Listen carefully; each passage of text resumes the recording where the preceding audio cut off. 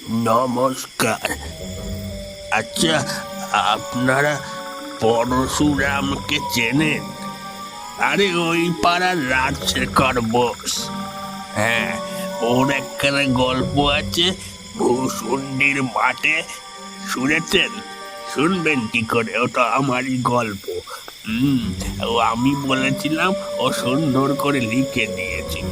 তো সেই গল্পটা আমি যখন বলেছিলাম তখন আমার বয়স ছিল খুব অল্প, কিন্তু এখন আমার 3 কুল গিয়ে 1 কুলে ঠেকেছে।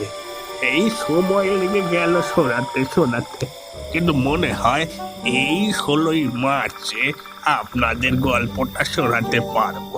16ই মার্চ, হ্যাঁ, পরশুরামের জন্মদিনে। তাহলে দেখা হচ্ছে 16ই মার্চ ভূষণ্ডের মাঠে।